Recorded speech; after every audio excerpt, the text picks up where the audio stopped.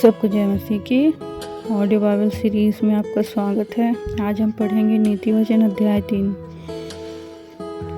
हे मेरे पुत्र, मेरी शिक्षा को ना भूलना, अपने हृदय में मेरी आज्ञाओं को रखे रहना, क्योंकि ऐसा करने से तेरी आयु बढ़ेगी और तू अधिक कुशल से रहेगा।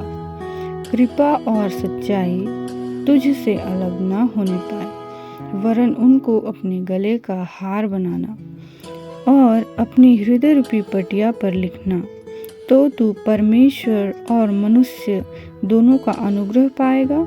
तू अति बुद्धिमान होगा। तू अपनी समझ का सहारा ना लेना, वरन संपूर्ण मन से यहोवा पर भरोसा रखना। उसी को स्मरण करके सब काम करना, तब वह तेरे लिए सीधा मार्ग निकालेगा। अपनी दृष्टि में बुद्धिमान ना होना, यहोवा का भय मानना और बुराई से अलग रहना। ऐसा करने से तेरा शरीर भला चंगा और तेरी हड्डियां पुष्ट रहेंगी। अपनी संपत्ति के द्वारा और अपनी भूमि की सारी पहली उपज दे देकर यहोवा की प्रतिष्ठा करना। इस प्रकार तेरे खत्ते भरे पूरे रहेंगे और तेरे रसकुंडों से नया दाख मधु उमड़ता रहेगा। हे मेरे पुत्र, यहोवा की शिक्षा से मुंह न मोड़ना, और जब वह तुझे डांटे तब तू बुरा ना मानना, क्योंकि यहोवा जिससे प्रेम रखता है उसको डांटता है, जैसे कि बाप उस बेटे को जिससे वह अधिक चाहता है। क्या ही धन्य है वह मनुष्य जो बुद्धि पाए और वह मनुष्य जो समझ प्राप्त करे, क्योंकि बुद्धि की प्राप्ति चांदी की प्राप्ति से बड़ी और उसका लाभ चोखे सोने के लाभ से अधिक उत्तम है। वह मूंगे से अधिक अनमोल है, और जितनी वस्तुओं की तू लालसा करता है उनमें से कोई भी उसके तुल्य ना ठहरेगी। उसके दाहिने हाथ में दीर्घायु और उसके बाएं हाथ में धन और महिमा है। उसके मार्ग आनंददायक हैं और उसके सब मार्ग कुशल के हैं।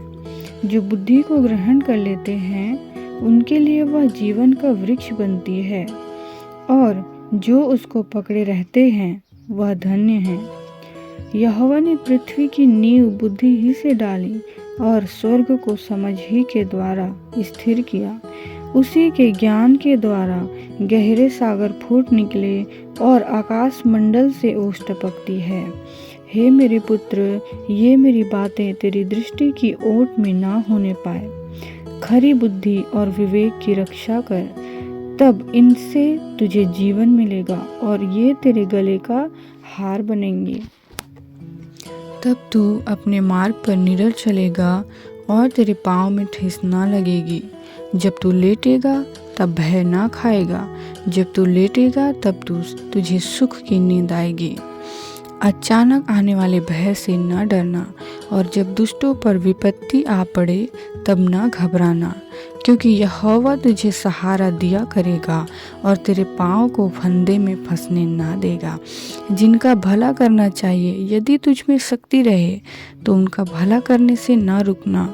यदि तेरे पास देने को कुछ हो तो अपने पड़ोसी से ये न कहना कि जा कल फिर आना, कल मैं तुझे दूंगा।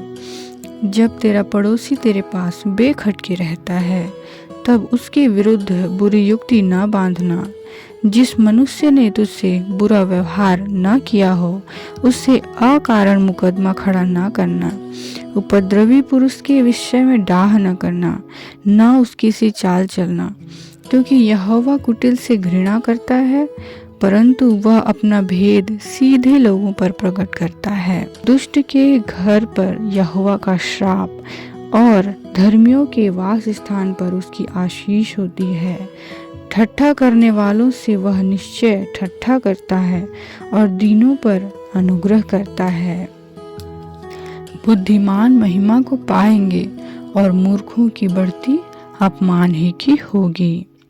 आमीन।